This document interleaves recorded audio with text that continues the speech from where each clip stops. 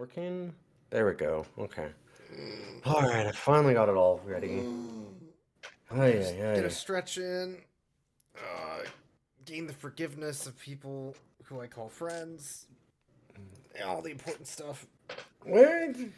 You can't just say that you're getting that back. That's not how that works. Huh? What? Sorry, I'm all right. Huh? I'm stretching. I'm stretching because of all these goons. I've What do just you? been What do you sitting mean? here doing all this gooning for like the last 2 hours. Welcome to the podcast.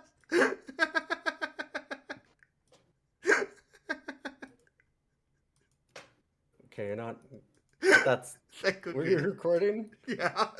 Oh.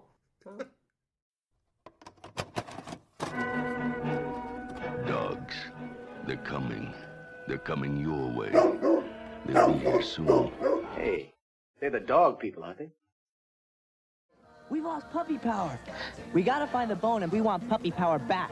I hope to get it back. Will Big Paw help the Pound Puppies? Big Paw's like the fairy dog mother. Will they find the bone of Scone? I hope so. I love the pound puppies. They're just so cute. It's time. It's time. It's time. It's time. It's time? It's time. It's time. It's time. It's time? It's time. It's time for pound puppies. And the legend of Big Paw. It's time. Coming soon. Welcome to the podcast, everybody. This is Rough Cuts. I'm Boix. This is my co-host Ilion. Hello. We watch movies and then rate the dogs at the end. That's literally the whole gimmick. We started this as a joke 6 years ago. 6 years ago, when I got paid to watch an NBA Yep. championship video game thing where they were like doing competitive NBA 2K something, and we just read rough cuts over it. Or we read rough cuts, Airbud We over read it. the script of Airbud over it. Yeah. And we haven't lost control of our lives. It can stop whenever. Anyways, this is Pound Puppies and the Legend of Big Paw. Yeah. This is a movie so bad that I decided that I'm gonna still use my squeaky chair because it's your turn to edit. So we You deal fuck. with that. You fuck. How dare you? I'll kill you.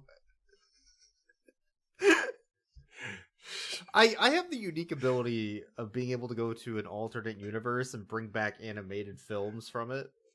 Yeah, it's I don't know how it keeps happening. it's the worst superhero power, and you decided to use it exclusively for evil. Hey, that chair is really fucking It was really squeaky. I'm gonna get another one. It's really bad, actually. Wait a minute. Okay, we're ready, and now I have it just So you can squeak it off screen. on demand. Yeah, whenever I need. thank you. Yeah. No problem. Anyways.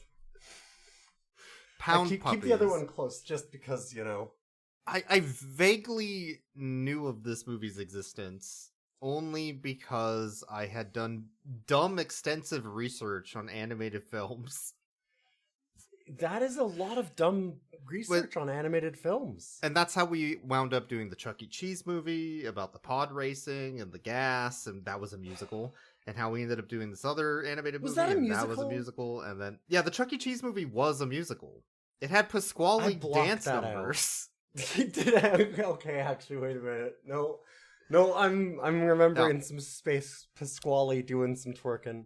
So, one thing I found out, this is actually the only animated film by this production studio, which is more well known, I would say, for the Rambo First Blood series, Terminator 2, Jacob's Ladder, Total Recall. Wait, okay, what? This is the production company behind those films. And this is the only animated movie they ever made. Oh, you're talking about TriStar. It is distributed by TriStar, but it's the production company specifically that made this is the one that worked on those movies. So they worked on a bunch of 80s action and horror and other stuff, basically. And then Some decided bets don't pay off. Yeah, they had I guess they must have got the license for Pound Puppies. And they're like, let's do that. That explains how it got a theatrical release, because we were questioning that while watching this. We're like, how did this... I found that out about like 2/3 of the way through because I was just looking shit up about this, going, where the fuck did you find this? Because you went, well, you know Pound Puppies, and I went, do I? Do I know Pound Puppies? And you're like, well, like the series that was from before this. And I went, no, I don't know that. I guess let's start... start... Well, what about the toy line they're based on? No. What about the movie that was before the first series? There was a movie. No! This is not just like, okay, this isn't the series about Pound Puppies.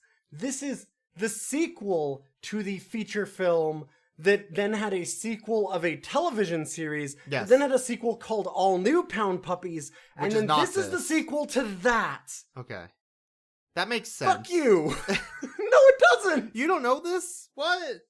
So, Pound Puppies is a really bad, like, plush toy, kind of like a Beanie Baby, that came out in the... It might even be 80s? A 70s toy. It's definitely 80s. I think, if I remember correctly, looking at the stuff, it was 80s. But it's by Tonka, the toy car company. Originally distributed by Irwin Toys, actually, out of Canada, and then later taken over by Tonka, like pretty much right afterwards. The whole gist is, like a pet rock, you can adopt this toy, and then your kid can put it in their room and ignore it for the rest of their lives. I guess? And...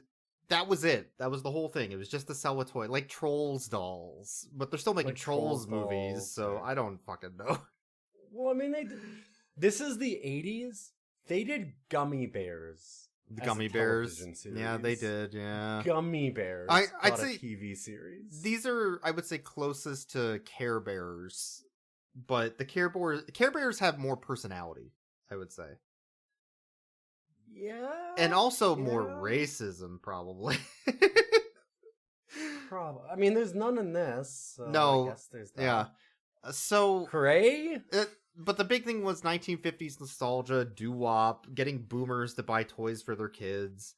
Was that the big thing? Was that the big thing? I mean, I guess it wasn't this. Fucking Grease came out. That's all the whole fucking movie was. Yeah. It was just nostalgia for boomers.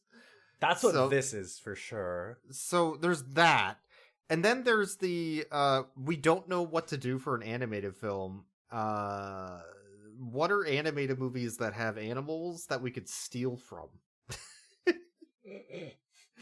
Right? Because there's 101 Dalmatians with the Gooners. Sorry, the Goons. Yes, the Goons. I don't know why I keep saying that. They were just getting stuck in some white sticky liquid while a big paw stepped on them or whatever it is. A big furry paw, yeah. Big furry paw, yeah. They love that. There's Tom and Jerry. They kept putting themselves into the goon hole. Like they love the goon hole, yeah. The tail plugs. I remember that. Yeah, there was. Well, that wasn't them though. That was the dogs. That was the dog. That's different. It's fine. There's no fetishes in this movie. So the Tom and Jerry dog, the Spike dog, which is like the bulldog from that series. There's American Tail 2, Fievel Goes West, The Search for Curly's Gold.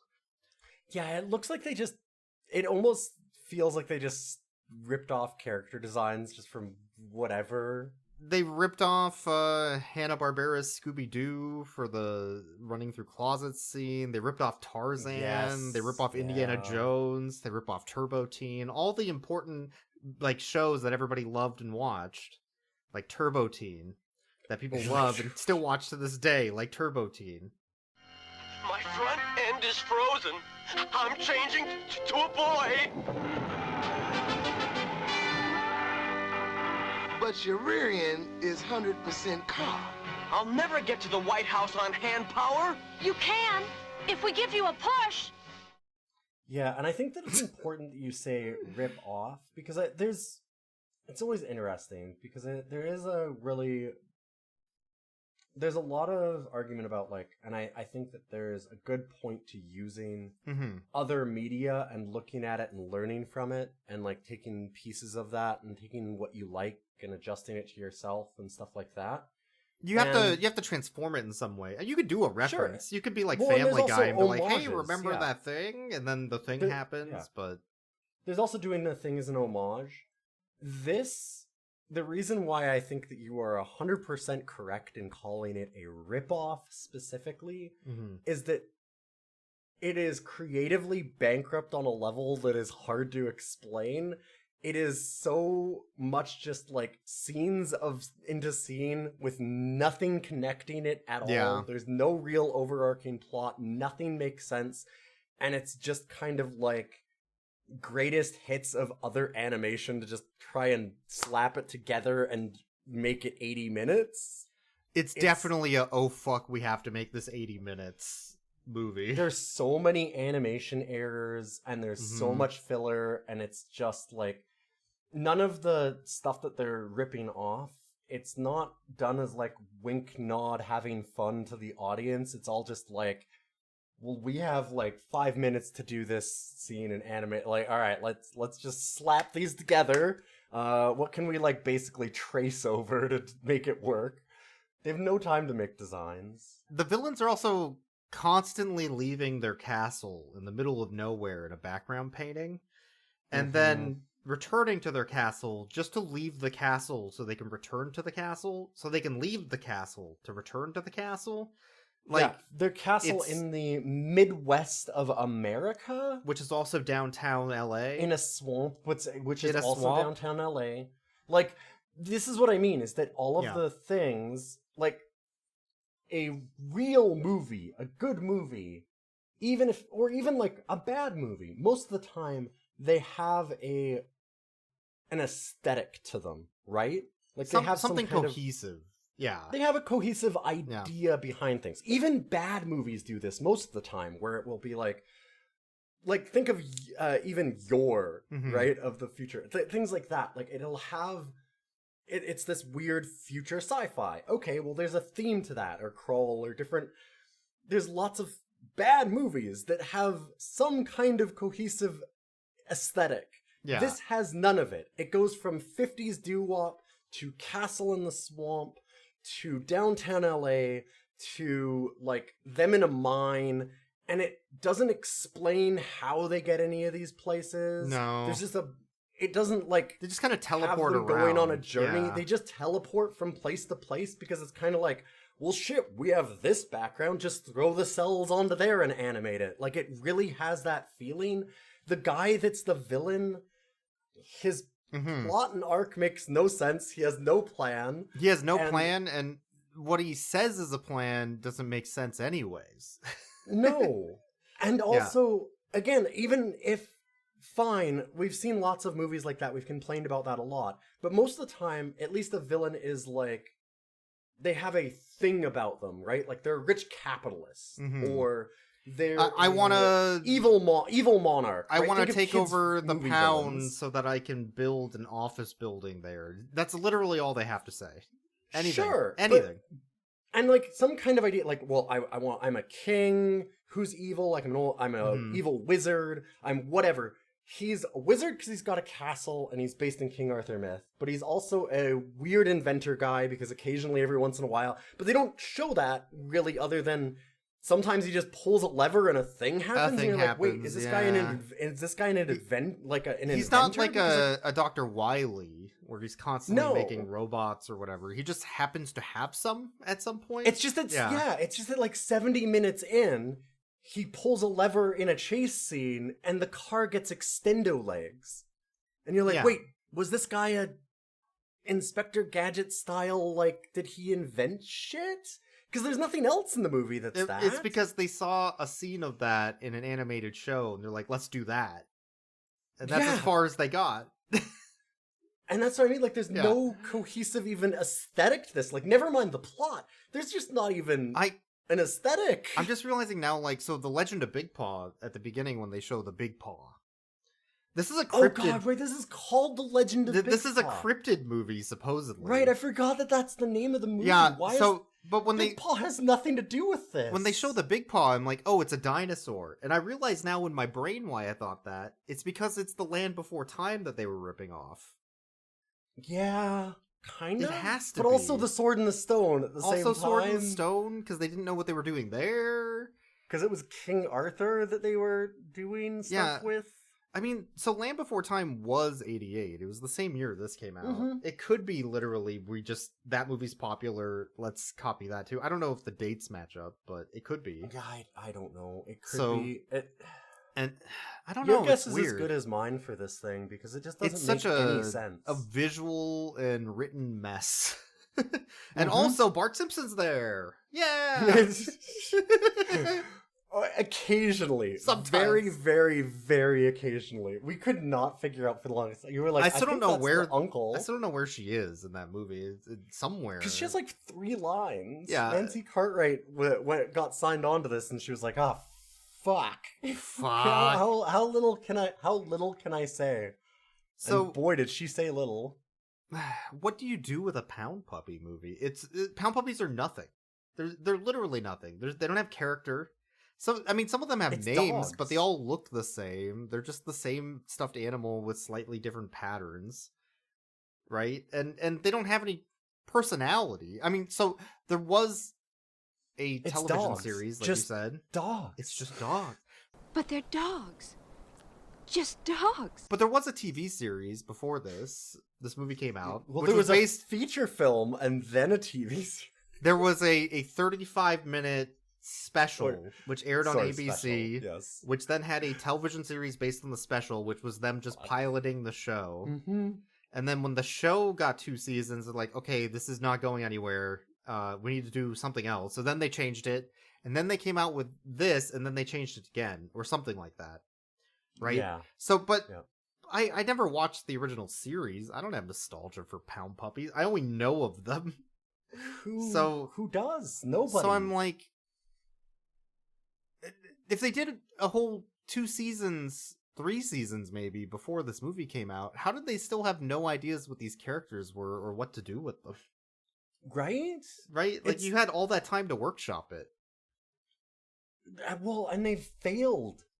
That means that, like, they have now failed 3 separate times to do Yeah. this. Well, And this is their 4th attempt, and they're still like, fuck, I don't... Where do we set this? in 2010, they dug up the license to do it again. I don't remember that ever happening, but apparently it did in this alternate reality that we live in. I went and looked at it, and I went to look this up, and it came up with a 2010 movie, and I went, wait, what? Is there just a different... No, it's a new reboot again of this same thing again, which... Well, that's just some exec saying, like, what properties do You're we the own? reason you keep on pulling new dimensions into our reality, and this is why we're in the hell that we are in real life. What license do we own that we can just zombify dig up to make some fucking money? Like, that's what it is. It's some CEO being like, oh, we got Pound Puppies. Is that gonna work? I don't fucking How are they know. gonna make money off of it? Throw They like have no 10 million idea. into it and let's see if we can make something. Jesus Christ. Right? Like, just fucking capitalists. Yeah. Anyways, so what the fuck do you do with Pound Puppies? That's the question. This movie does not answer that because they I was didn't gonna know. say no one can answer it, apparently. They didn't know. A whole team of writers and production people and toy line makers could not fucking answer this for the life of them. No. I think Street Sharks was more, like, successful. Oh god, yeah. And that was just a hand puppet, basically. Yeah.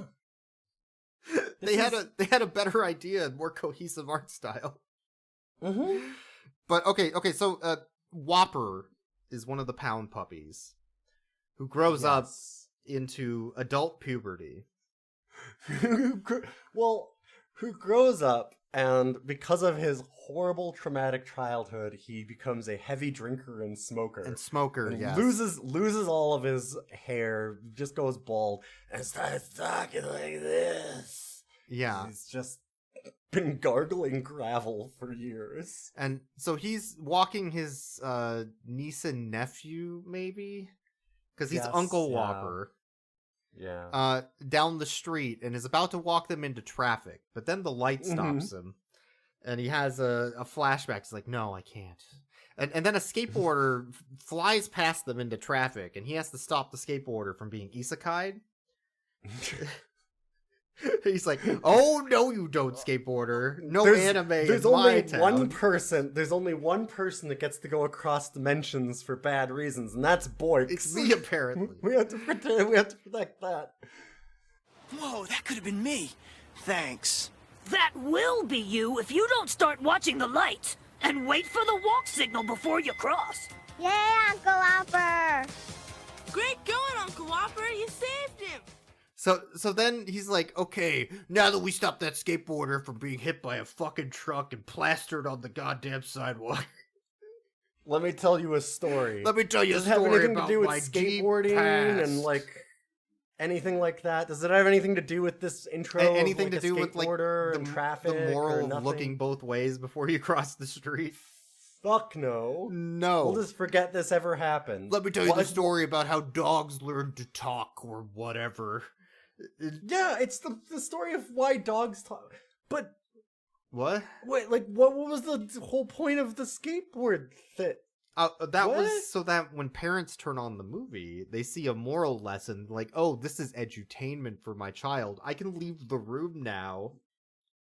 Turn on the movie. Hold up. I just want to point out, it's not about them turning on the movie because this got a theatrical release.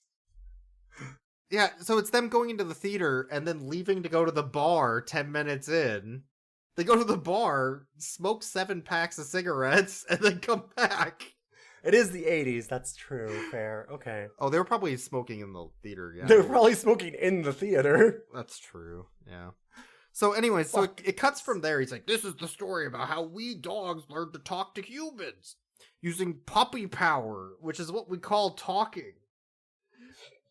For some reason. Puppy power is talking, right? Like there's no other that's all it is. It's just puppy talking. power that they're shown. It's they can talk to people. So then it cuts to the medieval Dark Ages.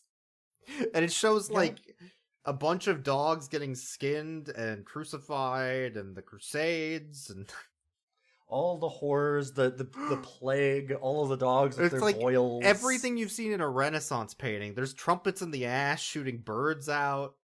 Mm-hmm. It's like the important stuff.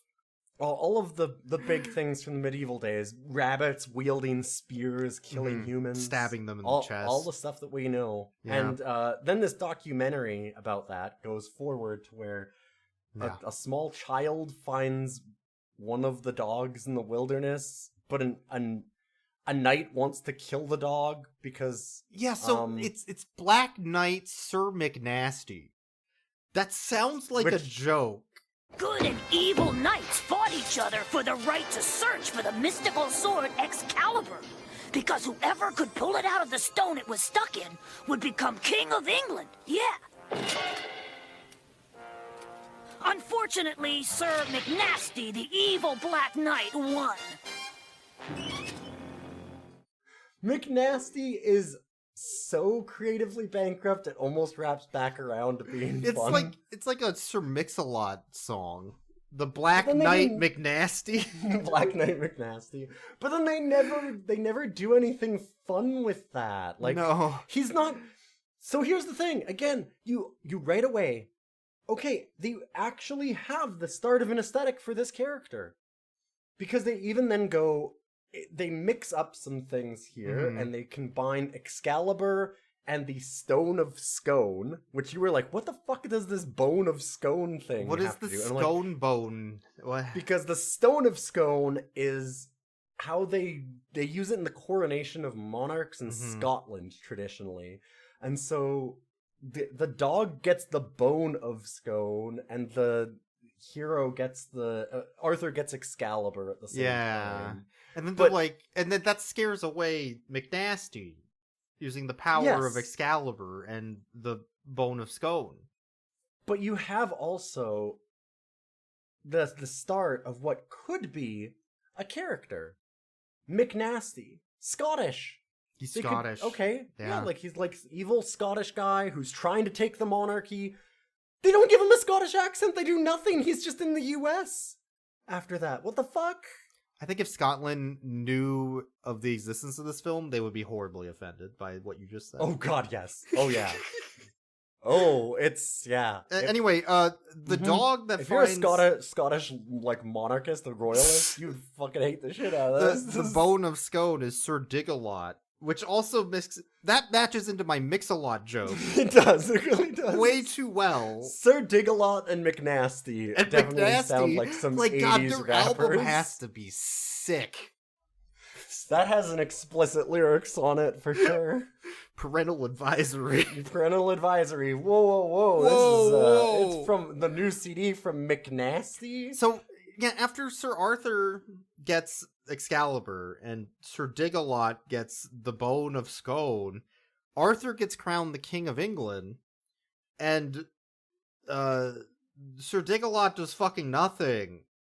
Correct. And now dogs and humans can talk to each other because of the bone he found. And okay, and that's the story of how humans and dogs can talk. We're done.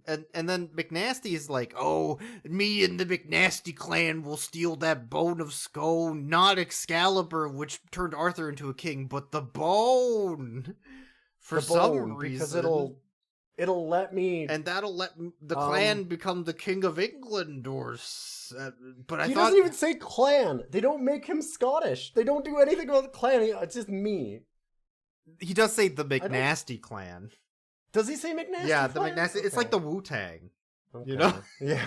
McNasty clan ain't nothing to fuck with. Is he old dirty bastard? Old dirty bastard McNasty. Is very much like... Right? Like, it just works. It very much sounds like it. But I shall never rest until the Bone of Scone is mine. Then I shall rule the world. And should I fail, the sons of the McNasty clan will not sleep until the Bone of Scone rests in McNasty hands. Some story, huh, kids? They do that. They do a little backstory about the McNasty clan and Excalibur and the medieval ages and having to get swords to become kings and this is the whole now we have the self-contained story or whatever. Yeah, there's big footprints, and actually it's not Excalibur and the bone that scare him off, but the big shadow scares off the knight for some reason. But that's now. Whopper said, I'm going to tell you the story of how we can talk to people. That's it. That's the story. That's done. And so then it just skips into the future, and you're like, oh, okay, it's going to go back to Whopper. And then and it does, but you don't know that it does because they don't introduce anybody. It's just suddenly we're at a pound. Yeah. And there's in the 1950s. And there's a modern McNasty. Well, it doesn't say 1950s. Nothing about this says any of that at first. It's only through later context clues that we get any of this, because there's no connective tissue here at all, is what I'm saying, is that, like, it just jumps to this, and you're like, wait, where did those characters at the beginning go? Is this still a story that they're telling? Why would they tell a story within the story? Like, they're having a flashback in the flashback? Yeah, and it doesn't tell you that. It just goes forward, and you're like, wait, who are all these new characters? So you just suddenly have all these characters that are in what seems like the 50s. There's no actual time frame to any of this where it says any. It has to be the 50s because they're singing doo-wop and fucking... Yes. You know. The aesthetics are all very 50s, but it Motown. doesn't say any of it, and it doesn't go like, well, and then 30 years later when I was a kid. Like, it doesn't do any of that. So you're just sitting there going, wait, what the fuck? And then you're hearing Uncle Whopper, and then suddenly, like, 15 minutes into this new timeline, they go, oh, hey, Whopper, come here. But now it's a kid, and you're like, wait, it's the is puppy that the Whopper. same Whopper? Yeah. And it doesn't tell you any of this. Well, like, it's it could be confusing. It could be a Bacon Whopper Jr., you know. There is some Burger King aesthetics to this, like you said. It's very BK Kids fucking 90s advertising. Yeah, it feels like it. But this came before BK Kids, I think. So I think so. I don't. Yeah, BK Kids. And none of them were in a wheelchair with rockets or anything. So you know. Anyway, so the opening theme song of the Pound Puppies, I assume, television series plays when they go to the 1950s. Which is the let's go to the pound for puppies and for furries. Yes. Yeah. Specifically, it's a song about furries in the Pound Puppies movie. For some reason. Let's go to the pound for puppies. Let's go to the pound for furries. Let's go to the pound for puppies. Well, let's go to the pound. It's also very funny that because of the name Pound Puppies, it has to have like this. There's a very specific subgenre of puppy. Okay, that wasn't what I was going for. But also, it's funny that it has to have them all be at the pound. Well, yeah, which is then shown as like a good place that puppies love, and so like it's. We've seen a lot of movies where the pound has a dog murder machine. To burn dogs alive. Yes, to burn dogs alive. But it's good in this context. In this one, it's like this breezy outdoor fun zone that's like, wow, it's great. We love living here, and there's. Just it's because humans. They are going to have an adoption bazaar soon, so people can come adopt their pound puppies, which I assume is like a scholastic book fair. It feels like that, yeah. I guess. So, anyways, they introduce the dogs. They cut back to the museum and say the bone of Scone is in the museum, right near the entrance, where no one will ever steal it. I guess. Sure. And then they hard cut to be to all these dogs saying, "Oh my god, it's time. It's time." What? And then it cuts to another dog. It's time. It's time. And it's then time? like you're imagining them all like pointing towards the screen going It's time. It's time? It's time. It's time. It's time. It's time. It's time? I mean, it's time. It's time. They're like pointing at the audience. Yeah. And they're like, what the fuck time is it? Nothing's happened. Children, activate. This is them like trying to use key phrases to make an argument. It's because they're trying to Pavlov the children like they Pavlov the dogs. Literally. Yeah, there's one dog there's the only character that I know like has an actual character the way that these movies do is Reflex, the Pavlov dog. The Pavlov dog. Whenever and they he only has a show bell, it twice. he gets Pavloved. And when you say Pavloved, his eyes go all wonky and he starts like humping everyone's legs. He starts humping everybody's legs and not respecting their boundaries. That's his fucking thing. It's a reflex. It's fine. So anyways, the only character that has any kind of gimmick. I don't know why. I know why. It's because they wanted to break the hypnotism later in the movie that's caused by. Anyway, we'll talk about it. It's not a fetish. So it cuts from them being. It's time. It's time. It's time. And what is it time for? That's right. The giving birth musical number. Yeah. Why? They made a musical number about this dog giving birth to a bunch of puppies who she's definitely not going to eat later. And in the middle of that musical number, you have a brief moment of, oh, and we've also got the Purries. Yeah, and they just kind of wander in. You can also purchase these cat toys that we have. Whoa, wrong movie. That's our other toy line. Don't look at those kids. Ooh. Every 5 minutes, they have a quick cameo of their other toy lines coming in. It's like just bringing in the Garbage Pail Kids mid-movie and then kicking in them off screen or something. Yep. Yeah, god damn it. Anyway, so the McNasty goes to the pound during the Pound Bazaar where they adopt the adoption bazaar, whatever it is. Yeah, and he adopts 4 identical dogs. Under the guise that he's a good man and he will take care of them. But the moment he's off screen, he's like, I'm going to put them in my mean machine and make them nasty dogs. I'm going to make them McNasty like me. Which he does. Wait, why? I guess, because he needs guard dogs. But his goons, who look like the 2 villains from 101 Dalmatians, the two goons that Cruella sends to kidnap the dogs, they're like, but we don't have anything to guard. Oh, we will once I steal the bone of Scone, and then I can use it to take over the pound, and then after that, the city, and then after that, the world, and then after that, question mark, question mark, question mark. Like, wait, what? How? Wait, doesn't the bone... The only thing the bone does is it lets animals, specifically dogs and cats, do the purries. I guess it makes the purries talk to humans. I don't know. They don't explain they? any of that because they're in too short of a cameo furries? every time. I don't know if the purries ever do anything like that. But for all it whatever does is let reason, them the talk. bone of scone lets them talk. But it's already done that. That's a thing that's already happened, and dogs can already talk to people. So that's already just a thing in this universe. But he wants to steal it so he can take over the world. But it doesn't do anything. It literally does nothing. Excalibur was the thing that did anything, which is what made. Well, that's the one that made King Arthur king. That's the yes. one that made you. That's the one that gave you power. Yep. Puppy power doesn't equal real power. It's just you could talk to a dog, which is a curse. Also, it's already active. So, like, imagine that you're like, oh, I'm going to steal this thing and turn it on. It's already on, sir. Yeah, but I can turn it on honor. Like, yeah, I can turn it on again? More.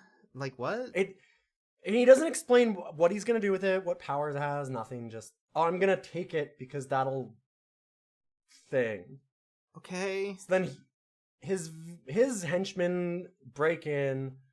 They have a huge sequence of them fumbling around, doing dumb bullshit. And then they break the bone in the middle of it. They do. And then that destroys puppy power. Oh no! And so now the dogs can't talk to people. His plan wasn't to destroy the bone so that dogs couldn't talk. It just happened on accident. No, now his goal is to put the bone back together so that he can restore puppy power, because that's what he wants. What's the goal of our protagonists? To stop him from doing that. So that they can get the bone and then restore puppy power. Yeah, so they want to stop him from getting the bone to restore puppy power so that they can get the bone and restore puppy power. Yeah. Can't let him win and do the thing you want. Anyways, so then it cuts after they steal half the bone, and I guess Whopper steals the other half arbitrarily. But then they put it back. It just goes back into the museum. They put it back in the museum for some reason. Why didn't they take half? But they don't even show them putting it back. It's just back in the museum. There? Yeah, why? It's just there. Anyway, so afterwards, they go to the scary forest so they can have a Thriller song. I tell you it's all in your mind. All in your mind. It's all in your mind. What? Why are they in a scary forest? It's because they're looking for Big Paw from the story of Excalibur. I guess. But Big Paw wasn't in the story of Excalibur. I don't know what this has to do screen. with the bone of scone being broken, but they need to find Big Paw. So because it's the movie. It's titled Legend of Big Paw, so you gotta have Big Paw. There you go. As they're wandering around the forest, it cuts to Colette, one of the dogs, and Whopper being abducted by McNasty. And he's like, I'm gonna put you in my mean machine. And they're like, oh no, we'll never get out unless we escape. Next time he'll be coming for us. We're doomed. Not necessarily. And then they escape. And then they're back, and we're like, wait, they got abducted? We didn't even... I literally do not remember the first time they got abducted. Both of us, I went, wait a minute, he captured them? And you went, I guess? And then they just escape again. Like, they escape immediately. Yeah. And so then they run through the forest, and they're like, oh, we better get away. And they start running away. And they run into him, and he captures the same dogs. It's the same two dogs. And puts them back into the same cage to do the same plan. This is, of course, after the goons fall into the goon hole and break out their, like, you know, they throw out their back. It's unbelievable filler. It's incredible how much of this is just... Why did the two dogs escape just to get caught, to go back in the same cage, to then go into the mean machine again? So anyway, they also capture another dog later and throw him in, and they're like, okay, well now we need to escape, and like we don't have time. He's throwing us in the mean machine. We escaped once. Maybe we can do it again. We don't have time. Here comes McNasty. So no! Then How does he throw them in the mean throws machine? them in the mean machine on a conveyor belt without any straps or anything, and guardrails and nothing encasing them inside so they can't escape. They could just leave. Yep, he puts him like a really, really long conveyor belt with just in an open room, and then like leaves. And then it doesn't actually show them go into the machine or turn nasty, probably because that was hard to animate. That would be too much animation budget, yeah. It's just like 10 minutes later they just show up and they're snarling, and you're like, oh wait, did they get Mean Machined? Because you don't see it. So again, you're just kind of confused. Is the Mean Machine just rabies? Is he just giving them rabies? Like, is he using the Mean... Is the Mean Machine part of his takeover plan? Why does he need the bone if he's got a Mean Machine? Isn't that the whole... Also, I have other questions about this Mean Machine that will come up later what? that don't make sense. What? Yeah, it's not even... These are all just nonsense. None of it... Again, aesthetically, you have him as a villain making an invention called a Mean Machine, but that's not to take over the world. That's just because a thing he has. He just wants to make them evil so he can take over the Pound using the power of the bone of scone, which allows him to talk to dogs, which has nothing to do with them being mean. But also, he already had that power at the beginning. But then he eventually gets the bone, and he glues it back together. Later. And then he uses it. Later. He uses it for its purpose, which is to become the King of Scotland. What? Yeah? No? Why does that have to do with Puppy? What? That doesn't have to do with anything. Also, no one... It's amazing in the coronation that they give him. It's just his goons going, yes, you're the king now. It's not like you see on the news like, oh, McNasty is now the king. It's just him declaring himself that he's king. Like, if you declared yourself the King of Scotland in a forest and nobody's there, right? Like, can they hear it? Does anybody hear it? Like, no one Does knows it make a that sound? he's just King of Scotland now. He just says, I'm King of Scotland, and everybody else, the rest of the world goes, okay. So anyway, for some reason, the goons just take a boat out onto the swamp, and then they take a chainsaw to a dock for no reason, and then they leave. And then later on, the Pound Puppies go to the same swamp, because they're still looking for Big Paw for some reason. Yes. And then they fall into the swamp from the broken dock, which is the only way across the swamp, not a boat. And as they fall into the water, they're like, oh no, I can't swim. No, it's okay. This is just quicksand. You'll die an even more horrible way. No, it's much worse. Oh, good. That was like the one good kind of joke, but I don't know if they actually meant it as a joke. So then they grab onto something to get out of the quicksand, which happens to be Big Paw, the cryptid. Yes. And he's like, hi, I'm Big Paw. And they're like, oh my god, you're fucking ugly. What a disgusting, terrible being. What the fuck was that? Leave me alone, you big, ugly haystack! He just needs a little sprucing up. Besides, I think he was trying to help you. Yeah, well, by the looks of him, he's the one who needs help. But I'm just a lonely puppy without a home and without any friends. What the fuck are you? You're the worst thing I've ever laid my eyes on. Well, that's not fair. The one of them goes, hey, you're not actually that disgusting. We were just... It's okay, we could hang out with you. You could be worse. We could be friends. Come on. You're just our ugly friends. Fuck? Wow. How great for our protagonists to be like this. You see, I have no friends. This place is so lonely. Don't be afraid. We'll be your friends. You're not that ugly. You mean I'm your friend? And I'm not really ugly? And then as they're trying to leave, the goons come back and start sawing a bridge to stop them from leaving the swamp, maybe? But they end up sawing the bridge they're on, and then fall into the water, and then Big Paw just jumps over where the bridge was, as they ride on its back like a scorpion baby. Which is not a good visual. What? Like the bridge cutting stuff is what was that? So that was just a weird. stall for time is what that was, but again, it's so many disjointed scenes that don't match up at all. And like when we talked about the goon hole thing, put it in perspective too. So they were in the city doing a chase scene, which then ended up with their car cut in half, which put them into a, like, Nevada-style desert and into a, like, coal mine. Yeah.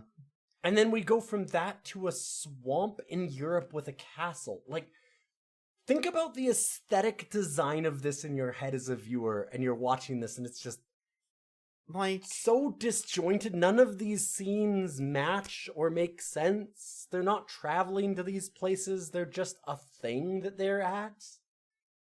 So when the goons get back, they're still wet from the bridge. Yes. In the Amazon swamp? Yeah, the wet goons. The wet goons. Are they creepy or are they wet?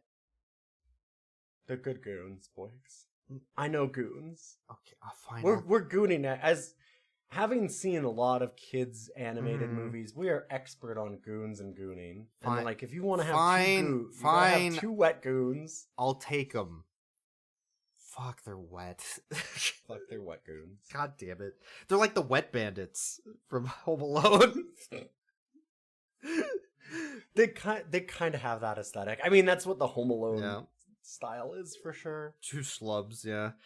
Anyway, so McNasty then captures all the puppies, except for he's allergic to cats. So when the purries show up, he starts sneezing and he tells his goons to get rid of the pussies. So then, if you're gonna if you need to get rid of some pussies, you need to do some gooning. So you need some good gooning to get rid of the pussies. The Cooler dog acts like a cat with a tail plug and everything. His name, by the way. And yes, he then puts in a tail plug. He escapes, so you're like, okay, now that he's left, he's gonna save the other dogs. Hey, why does a dog need a tail plug? Don't worry about it. It was so he looked like a cat. For non-fetish reasons, non-big paw stepping on reasons, nothing. So anyway, after he leaves, all the dogs are stuck in the mean machine and horribly murdered into evil beings because he didn't do fucking anything to save them.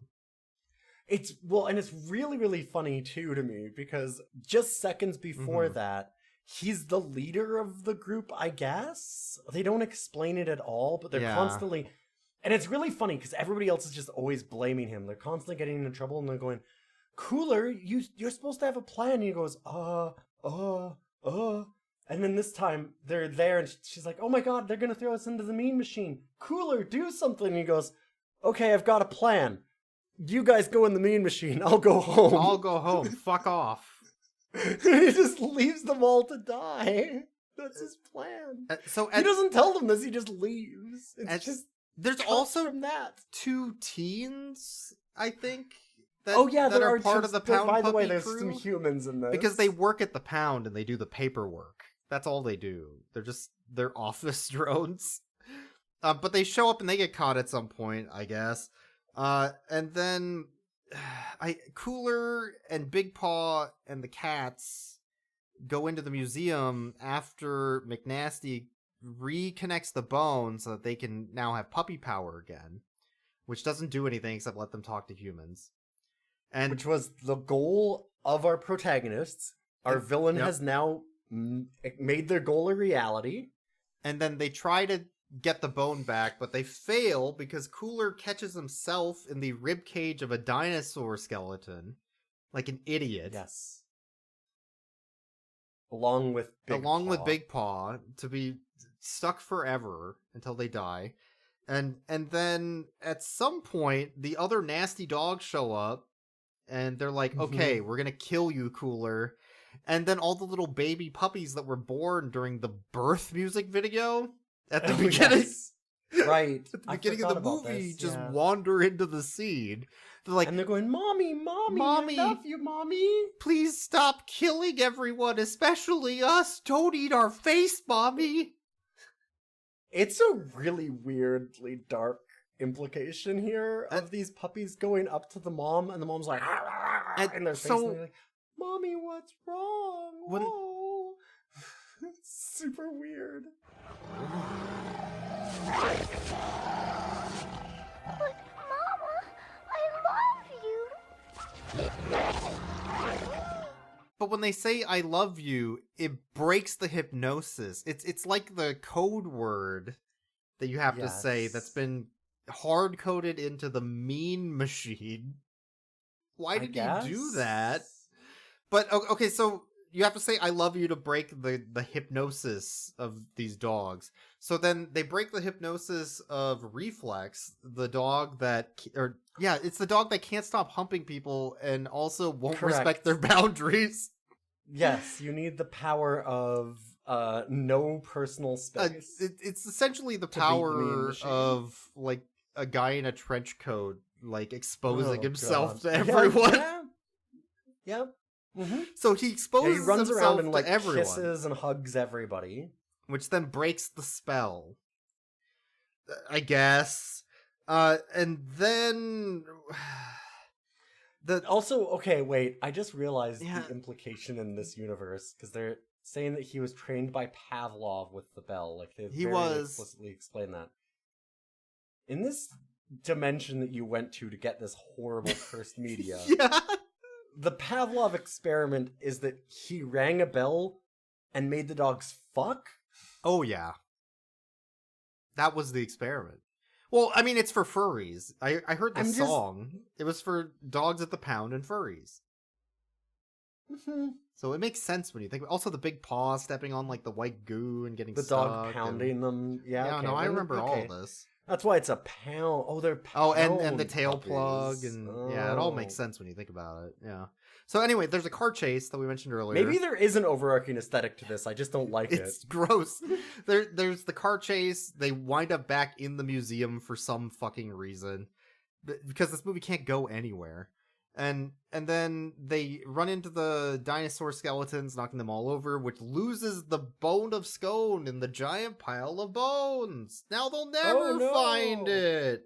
And why does that matter? It's already restored puppy power. They don't give a shit. The only point that it needs. Like, what the fuck? And then also the mean machine decides to malfunction for no reason.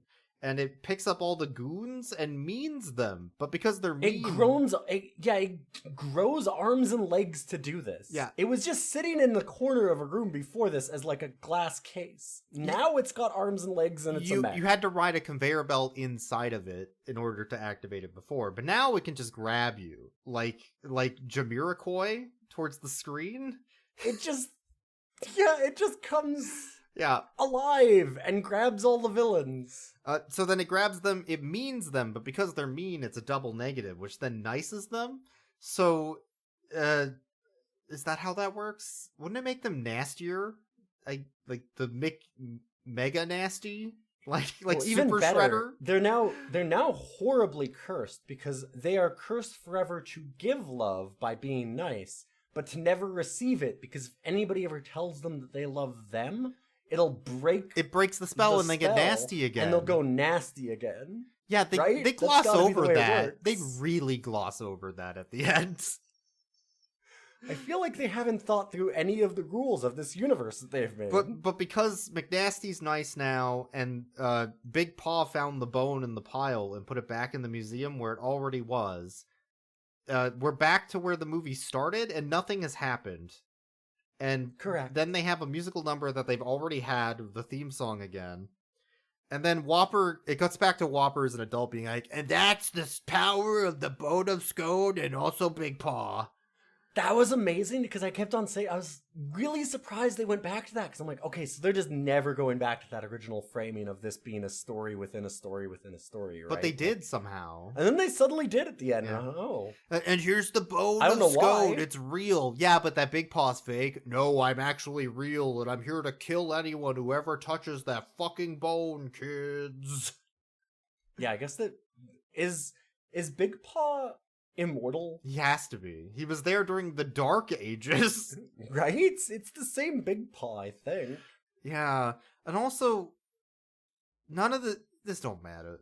None of this none of this matters, boys. None of this don't matters. Me in the elevator with the Evangelion girls, it don't matter. This don't fucking matter. This movie is such bullshit. It don't matter. None of this matters. Yeah. Is nostalgia baiting for boomers or anyone bad? Is that the lesson to take away? Is the lesson that I shouldn't use a machine to go between the fourth dimension to alternate realities? That's a really good one. That's a great lesson to learn. I'm not going to learn that lesson, this cursed but media. is that the lesson? How the fuck is this the fourth Pound Puppy series, and then there's another one after this? How is the? Yeah. How did you find this? Why did you pull it into my reality that suddenly I can look it up on Wikipedia and go, wait, this is a thing? It was never a... An hour before we started, at 8 a.m. this morning, none of this existed in our universe. Clearly, I wrote the Wikipedia article to trick you into thinking this was real. After animating this in my spare time. You probably animated it in a couple hours based on what I've seen. This feels like some fucking modern AI slop. There's a lot of fucked up coloration of the frames. This is cell animation. Exactly, it's just not good cell animation. You know what? Terrible cell animation. It reminds me of the Teenage Mutant Ninja Turtles cartoon when they were just rushing out an episode every week. Yeah. But they have a movie. You don't need to rush it out in a week. But there's also stuff that's on top of the cell animated background that then shows up on the final products. They didn't clean it properly before taking the photo, things like that. The animation in general is just fucking ugly. All the characters really look ugly, gross. There was the goon that grabbed a snow cone off of his nose with his frog tongue for some reason in one scene. Yeah. It's just not a pleasant picture to look at. The closest in style that we've seen is Millionaire Dogs. Yep, really early episode. Yeah. It's all of the humans are whether they're villains or not, pretty much every human is just shown as these weird, disgusting gremlins. They have made people all misshapen with pointy ears. Yeah, and you could very elongated noses. You could say that's their attempt at a style, but it's just bad. It's not a style, but it's just ugly. Bad. Yeah. If it's a style, it's an ugly style. And it's a very dark movie. All of the animation is very brown and black. All of the color in it is very dark and blue and dark browns and things like that everywhere that they go. Whether it's the swamp or they're back in the museum, it's still got this very grimy look to everything. And like I said, constant color grading problems. The eyes just lose their whites constantly, which is a really big thing that you see in a lot of these. The cell animation at one point, like we were saying, I had to have you stop it where one of the goons is grabbing a puppy to capture it, and it's just a hand over top of it very flatly. Yeah, it looks like it's animated wrong. They just put two pieces of art together. Yeah. It's very much if you had a PNG, if you have no idea what you're doing and you're just working in Photoshop and you have two PNGs that don't, you can kind of overlap over each other, and you just put a hand over top of one thing in a very bad, shitty edit, on purpose to do a joke. It looks like that. It's just flat, and it even goes across the eye of the dog, so it looks like he's grabbing his eyeball. Yeah. It's fucking weird. It's so awful. So we do know the budget of this movie, by the way. Yes, we do. We do. What do you think this cost? You might have already looked it up. I saw it's $6 million. $6 million. That's 16.25 million in current dollars. What the fuck? If you account for inflation, it's an obscene amount of money. I have no idea how it cost that much money. It had to be pretty much all marketing dollars, right? Marketing, cell animation is expensive. You have to draw so many frames. I'm sure that was part of it, but it does not look. But they slapped the cell animation together. It's so lazily put together. Yeah, it's the cheapest cell animation I've ever seen. Maybe not, but it's up there. It's up there. Yeah. I'm wait, I've seen Millionaire Dogs. Millionaire Dogs is still worse, but we've seen that animated movie Star Paws, was it, with the dinosaurs, the liver recipe? And yes, that was definitely cheaper. That was 3D though, but that was I was gonna say that was CG. Anyway, so Pound Puppies and the Legend Pound of Big Puppies. Paw. Let's rate the dogs. I am not rating all of these dogs. There's like 30 dogs Name in this every movie, and none of dog them... in this movie and every... I can name 2 dogs, period, from this... Well, sorry, 3. Yeah. Because I can name Big Paw, Cooler, and... Whopper. Whopper. And then also Reflex. Oh, fuck, yeah, Reflex. Those are the 4. I for some reason I know Colette, because that's one of the dogs that gets like abducted multiple times for no reason. That's just the Good girl for you. dog, I guess. Whopper smokes too many packs of cigarettes a day out of 10. Mm-hmm. Harsh upbringing.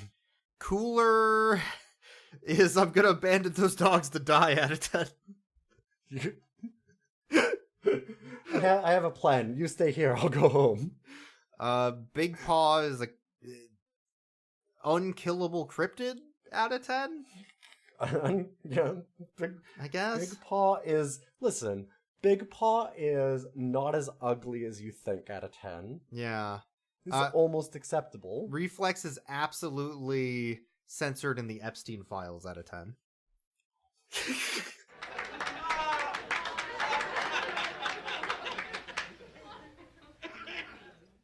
Anyway, Pound Puppies! Thanks for listening, everyone. You can support us on Patreon. Squeaking my chair out of distress. You can follow us on Blue Sky at Rough Cuts. You can email us at roughcutscast@gmail.com. If you want more of this...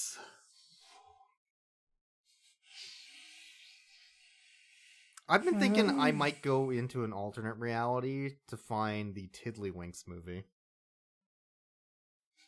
Can you find it with the... Can you get the asteroid movie they were going to make maybe out of the Ball and Cup film. the fucking Dinosaurs Attack movie based on the cards that Mars Attacks was part of a series of that we did get a film for, but not the dinosaur one. I'm going to make that movie real too. It's incredible how the Gummy Bears movie has a more consistent aesthetic and storyline. Like the Gummy Bears series has more everything. Consistency. Everything, and, yeah. Better budget, better animation, all of it. Than a story that's... It's just... You could do a story about dogs. Like... Yeah. What the fuck were they doing? Alright, bye folks.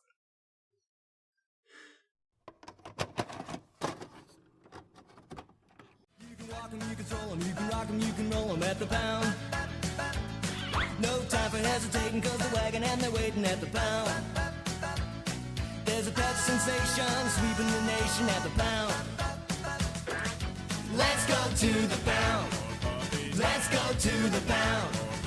Let's go to the pound. Let's go to the pound. Come on, let's go to the pound. It don't matter. None of this matters.